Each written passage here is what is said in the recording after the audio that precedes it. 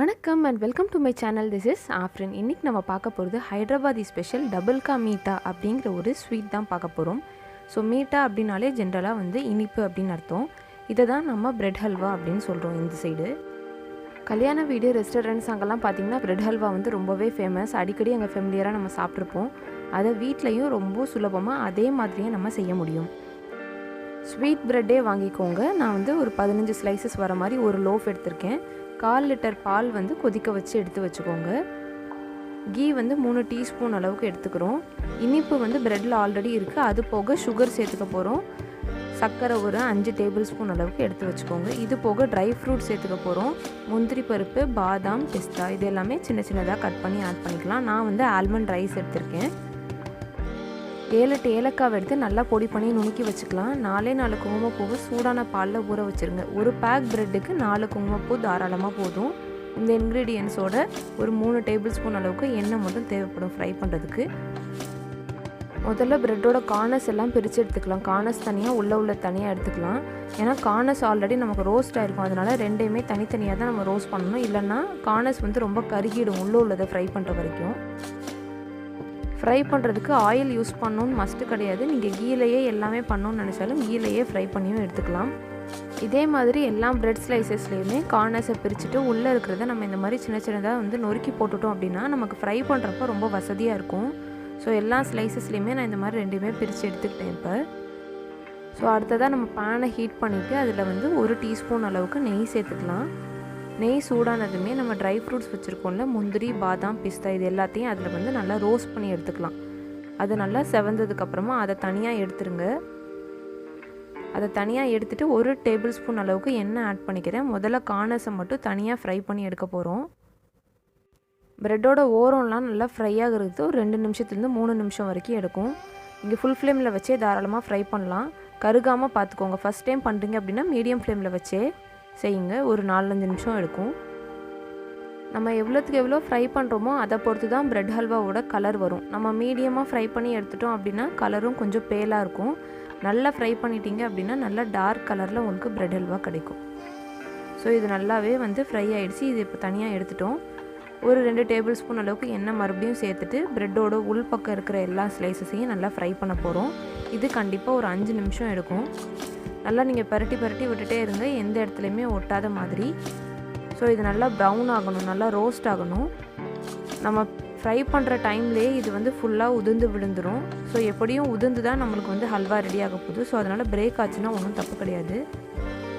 Almost நல்லாவே இப்போ fry ஆகிடுச்சு. இப்போ இதை தனியாக பவுலில் கலெக்ட் பண்ணி வச்சுக்கலாம். அதே பேனில் நெய் சேர்த்துக்கோங்க. ப்ரெட்டோட கார்னர்ஸு உள்ளே ஃப்ரை பண்ணி வச்ச எல்லாத்தையுமே இதில் ஆட் பண்ணிக்க போகிறோம். வறுத்த ப்ரெட் எல்லாமே ஆட் பண்ணதுக்கப்புறம் ஒரு கையில் பால், ஒரு கையில் கரண்டின்னு வச்சுட்டு மிக்ஸ் பண்ணிகிட்டே இருங்க. மீடியம் ஃப்ளேமில் வச்சுட்டு செய்யுங்க. நீங்கள் மொதல் தடவை பண்ணிட்டீங்கன்னா, ஏன்னா ப்ரெட்டு பால் நிறைய குடிக்கும். ஸோ நம்ம சூடான பாலை கொஞ்சம் நிறையவே ரெடியாக வச்சுக்கிறது நல்லது. ஸ்டார்ட் பண்ணுறதுக்கு முன்னாடி பால் ஊற்ற நல்லா மிக்ஸ் பண்ணிகிட்டே வாங்க. அப்போ தான் ப்ரெட்டும் க்ரஷ் ஆகிட்டே வரும். நமக்கு ஹல்வாவோட பதமும் வந்துகிட்டே இருக்கும்.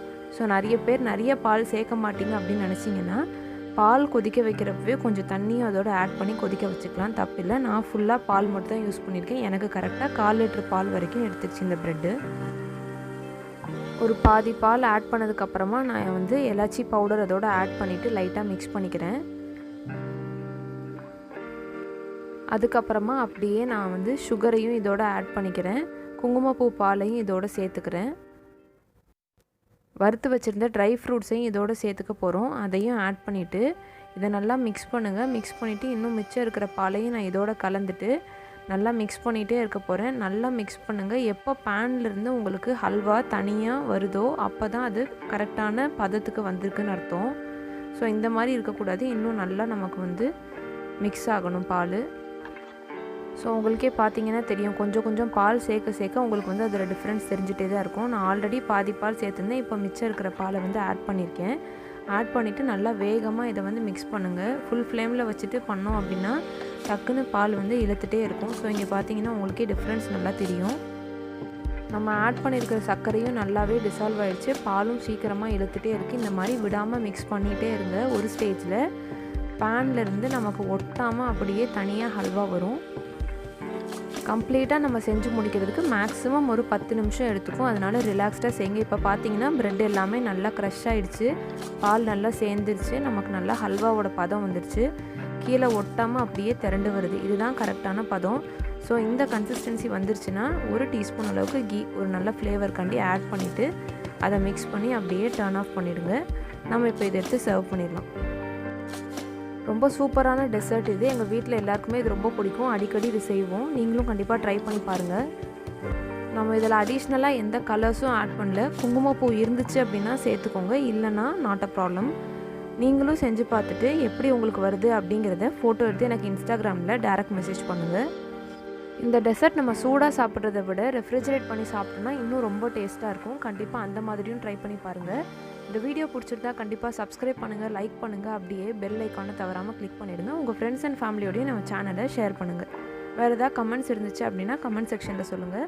நான் மற்ற டெசர்ட் ரெசிபீஸையுமே டிஸ்கிரிப்ஷன் பாக்ஸில் ஷேர் பண்ணியிருக்கேன் பிளேலிஸ்ட்டு, அதையும் கண்டிப்பாக செக் பண்ணி பாருங்கள். உங்களோட சஜஷன்ஸ் என்ன இருந்தாலும் கண்டிப்பாக அதையும் கீழே கமெண்ட் பாக்ஸில் சொல்லுங்கள். I'm waiting for it. இன்னொரு இன்ட்ரெஸ்டிங்கான வீடியோவோட நான் உங்களை மீட் பண்ணுறேன். Until then, bye bye and take care.